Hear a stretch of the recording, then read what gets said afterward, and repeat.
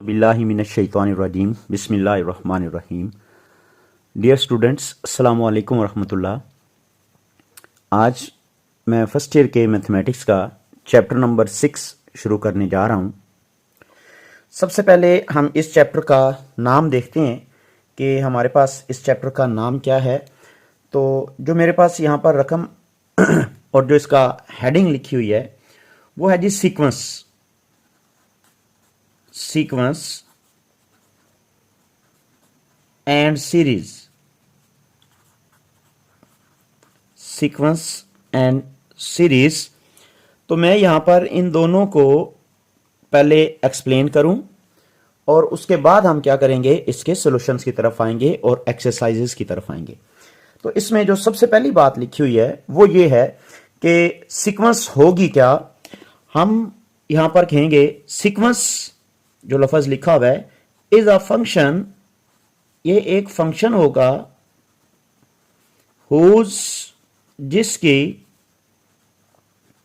Domain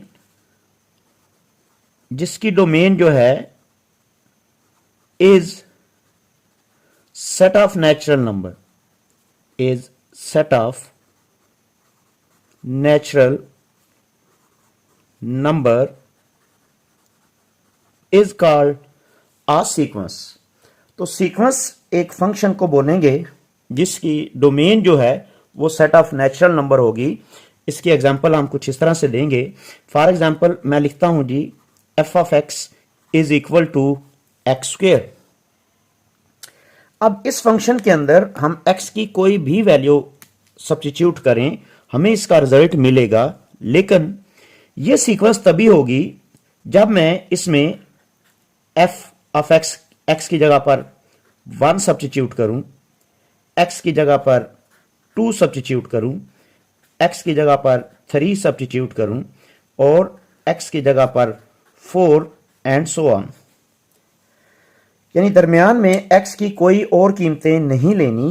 तो इस तरह जो रिजल्ट आएगा, फॉर एग्जांपल यहां पर ये 1 है तो 1 का स्क्वायर और 1 का स्क्वायर 1, फिर 2, एक्स की जगह पर 2 का स्क्वायर दैट इज 4, तो मैं कहूंगा 3 का square that is 9 and similarly 4 और इसका स्क्वायर 16। तो बात ये बनी कि 1, 4, 9, 16 and up to so on. ये जो मेरे पास नंबर्स की तरतीब आई है, ये तरतीब इस तरह से आई है कि एक्स के अंदर मैंने नेचुरल नंबर सब्स्टिट्यूट किए हैं। तो फिर ये मैं कह सकता हूं कि ये जो नंबर्स की तरतीब है ये एक फंक्शन से आई है और उसमें नेचुरल नंबर दर्ज किया गया है, then it is a sequence. इसकी मजीद भी एग्जांपल्स होंगी, चूंकि हमारा पूरे का पूरा चैप्टर इसके ऊपर होगा तो इंशाल्लाह हम इसको साथ साथ डिस्कस करते रहेंगे। और सीरीज में क्या होगा कि अगर मैं ऐसे कहूं कि 1 + 4 + 9 + 16 and plus so on plus 10 terms, मैंने कहा है कि जैसे ये रकमें मौजूद हैं इन्हीं के 10 टर्म्स को ऐड करें तो भाई जो इसका सम होगा दिस इज कॉल्ड सीरीज। तो पहले वाले सीक्वेंस होगी, सीक्वेंस में ये सिर्फ कॉमास लिखे होंगे और सीरीज की आपके पास पहचान ये होगी कि यहां पर प्लस लिखा हुआ है जी। ठीक होगी बात। अब यहां पर हम आते हैं सबसे पहले कि हमारे पास जो एक्सरसाइज आ रही है इसमें 6.1, उसको डिस्कस करते हैं। तो देखें मैं 6.1 पर आता हूं। एक्सरसाइज 6.1 और इस एक्सरसाइज में हमारे पास सीक्वेंस से रिलेटेड हमारे पास कुछ डिटेल्स हमसे मांगी है और आपके ये पीछे कंसेप्ट भी क्लियर होते जाएंगे कि इसकी डेफिनेशन जो है इसके साथ किस तरह जुड़ती है। तो मैं सबसे पहले अगर पहला सवाल देखूं, क्वेश्चन नंबर 1, तो हमारे पास क्वेश्चन कुछ इस तरह से है कि nth टर्म दी हुई है, इसे an से रिप्रेजेंट किया हुआ है और लिखा है 2n-3। जैसे मेरे पास f ऑफ x दिया हुआ था, अब यहां पर an दिया हुआ है और हमें कहा गया है कि फाइंड द फर्स्ट 4 टर्म्स, पहली 4 टर्म्स निकालनी है। तो याद रखिएगा मैं सबसे पहले n की जगह पर 1 दर्ज करूंगा। मैं लिखूंगा for n is equal to 1 तो यहां पर a1 इक्वल टू आ जाएगा 2 इंटू 1 माइनस 3। a1 बनेगा 2 माइनस 3 और a1 इक्वल टू आ जाएगा -1। फिर हम क्या रखेंगे, हम लिखेंगे for n is equal to 2, n की कीमत आप 2 दर्ज करेंगे तो इससे a2 इक्वल टू आ जाएगा यहां पर 2 इंटू 2 एंड -3। 2 इंटू 2 किसकी इक्वल 4 के, 4 माइनस 3 और 4 माइनस 3 किसकी इक्वल जी, ये a2 आ गया। सिमिलरली मैं यहां पर a3 निकालता हूं। a3 के लिए हम यहां पर 2 इंटू क्या दर्ज करेंगे जी, यहां पर 3 और -3, तो a3 इक्वल टू आ जाएगा 6 माइनस 3 और a3 की वैल्यू आ जाएगी जी 3। तो देखें a3 भी आ गई।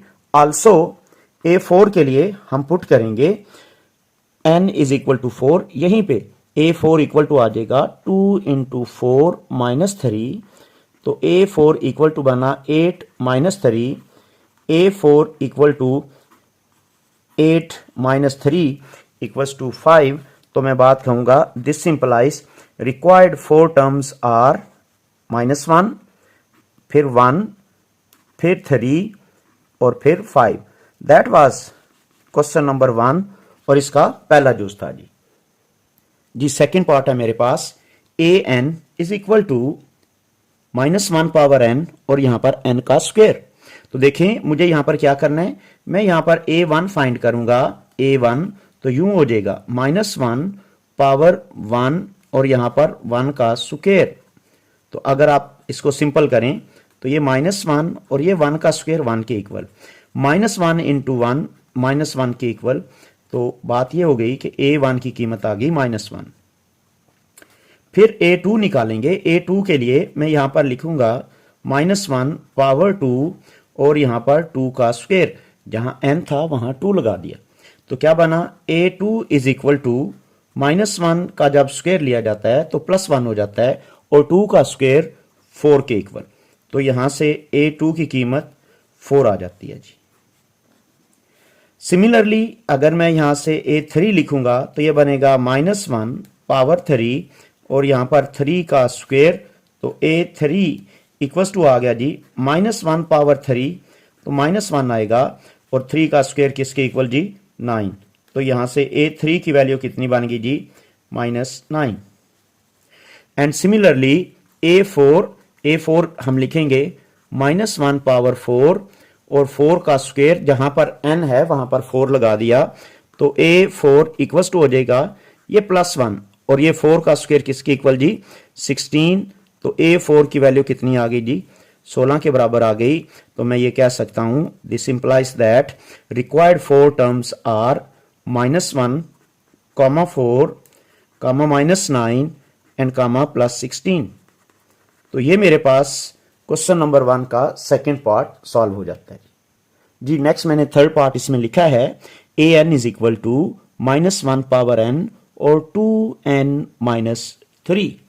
तो हम क्या करेंगे, मैं दोबारा से रिपीट करता हूं कि सीक्वेंस ऐसा फंक्शन होगा जिसमें मुझे n की जगह पर पहले 1 सब्स्टिट्यूट करना है और फिर n की जगह पर 2, फिर 3 और फिर 4, यानी नेचुरल नंबर सब्स्टिट्यूट करने हैं। तो ये बन जाएगा -1 और यहां पर 2 इंटू 1 और -3, n की जगह पर मैंने 1 लगा दिया। तो a1 की जगह पर आ जाएगा -1 इंटू 2 -3, a1 की वैल्यू बन जाएगी -1 इंटू -1, तो रिजल्ट आ जाएगा +1, यानी फर्स्ट टर्म मेरे पास आ गई जी। इसे a1 जो बोला है फर्स्ट टर्म भी इसको बोल सकते हैं और वो 1 के इक्वल आ जाती है जी। अब सेकंड टर्म के लिए आप क्या करेंगे, n की जगह पर 2 सब्स्टिट्यूट करेंगे जहां पर ये n है। तो ये बना जी -1 पावर 2 और यहां पर 2 इंटू n की जगह पर 2 और -3। तो अब इसको सिंप्लीफाई करेंगे, -1 पावर 2 +1 के इक्वल और ये बना 4 -3। तो a2 की वैल्यू बनी 1 इंटू 1 और रिजल्ट आ गया जी 1 के इक्वल। और इसी तरीके से जब हम इसको सॉल्व करते हैं, ये a2 की वैल्यू मैं लगा दूं दैट इज 1 और A3 के लिए यहां लिखेंगे -1 पावर 3 2 इंटू 3 और साथ -3, तो A3 बना -1 इंटू 6 -3, A3 बना -1 इंटू 3, तो A3 की वैल्यू जो है वो -3 आ जाती है जी। और A4 के लिए मैं लिखूंगा -1 पावर 4 और 2 n की जगह पर 4 और -3, तो यहां से A4 आ जाएगा -1 पावर 4 जो है ये +1 के इक्वल आ जाता है, और ये वाला बना मेरे पास 8 और -3, तो यहां पर A4 की जो कीमत है वो बनी 1 इंटू 5, तो रिजल्ट 5 के इक्वल आ गया जी। तो मैं बात लिखूं, दिस सिंपलाइज, इसका मतलब ये है रिक्वायर्ड नंबर्स कौन कौन से बने जी, एक बना 1, अगेन यहां पर बना जी 1, उसके बाद जी -3 और उसके बाद +5। तो इस तरीके से ये मेरे पास सीक्वेंस बनती है, और इसकी हमने चारों जो टर्म्स हैं वो फाइंड कर लिए। मेरे पास चौथा जुज है, fourth part, an is equal to 3n-5। तो देखिए मैं यहां पर a1 फाइंड करूंगा, 3 इंटू n की जगह पर 1 -5, तो रिजल्ट बना 3 -5, रिजल्ट आ गया जी -2। तो दिस सिंपलाइज a1 यानी पहली टर्म -2 के इक्वल आ गई जी। अगेन a2 निकालेंगे, a2 के लिए हम यहां पर 2 रखेंगे, 3 इंटू 2 और -5, तो a2 की वैल्यू बनेगी 6 -5, तो a2 किसके इक्वल जी, 1 के इक्वल। फिर a3 निकालेंगे, a3 दैट इज 3 इंटू 3 और -5, तो यहां पर a3 की वैल्यू 9 -5 और a3 जो है 4 के इक्वल जी।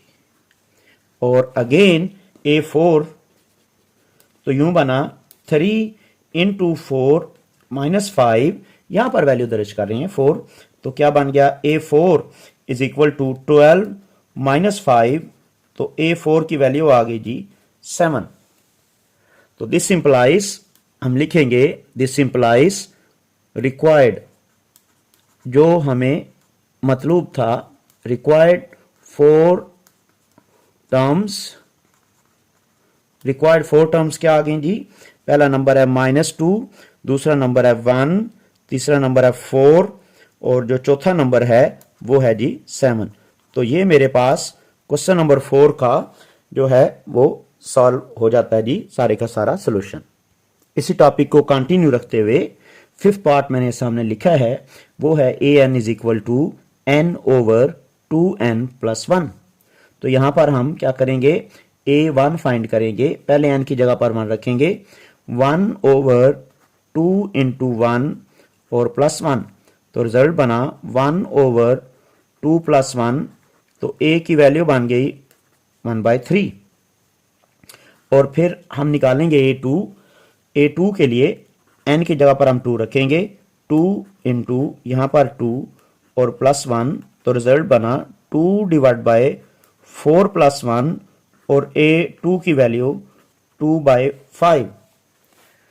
एंड सिमिलरली जब मैं a3 फाइंड करता हूं तो लिखूंगा 3/2 इंटू 3 एंड +1, तो a3 इक्वल टू हो जाएगा 3/6 + 1, तो यूं बना 3/7। और इसी तरीके से जब मैं इसका a4 फाइंड करूंगा तो n की जगह पर हम रखेंगे 4, तो यूं बनेगा 2 इंटू n की जगह पर 4 और +1, तो a4 की जो वैल्यू आ रही होगी 4 ये बनता है 8 + 1, तो a4 बन जाएगा 4/9। तो लिखेंगे दिस सिंपलाइज दैट, हमारे पास जो पहली रकम आई है वो है जी 1/3, और जो दूसरी रकम आई है वो है जी मेरे पास 2/5, जो मेरे पास तीसरी रकम आई है वो है जी 3/7, और जो चौथी टर्म आई है वो है जी 4/9। तो हम लिखेंगे this implies required values are 1/3 पहली वैल्यू, फिर 2/5 दूसरी वैल्यू, फिर 3/7 तीसरी वैल्यू, और फिर 4/9 9, that was the fourth value. यहां तक ये मेरे पास फिफ्थ पार्ट सॉल्व हो जाता है। सिक्स पार्ट अगर आप देखें तो इसमें a n is equal to 1/2 power n, तो ये बहुत सिंपल होने वाला है। 1/2 A1 की बात हो रही है, 2 पावर 1, तो यहां से A1 की जो वैल्यू बनेगी that will be equals to 1/2। अब A2 जब लिखेंगे तो लिखेंगे 1/2 पावर 2, यहां पर 2 की n की जगह पर पावर 2, तो जो A2 इस तरह लिखा जाएगा उसे लिखेंगे 1/4, क्योंकि 2 पावर 2 जो है वो 4 के इक्वल आता है। यहां से A3 की वैल्यू बनेगी 1/2 पावर 3, तो यहां से A3 की वैल्यू बन जाएगी 1/8। एंड सिमिलरली A4 ये बनेगा 1/2 पावर 4, यहां वैल्यू हम सब्स्टिट्यूट कर रहे हैं, और A4 की वैल्यू 1/, याद रखिएगा A4 का 2 की पावर 4 का मतलब 2 इंटू 2 इंटू 2, 4 टाइम मल्टीप्लाई हो रहे हैं, तो A4 बन जाएगा 1/16। तो दिस इंप्लाइज दैट जो मेरे पास वैल्यूज आई वो बना 1/2, 1/4, 1/8 एंड 1/16। तो ये मेरे पास आज के लेक्चर में हमने इसको 6 पार्ट्स सॉल्व किए हैं। इंशाल्लाह नेक्स्ट लेक्चर के अंदर यहीं से इसको कंटिन्यू करेंगे। तब तक के लिए जी अल्लाह हाफिज़। अस्सलामु अलैकुम वरहमतुल्लाहि वबरकातुहू।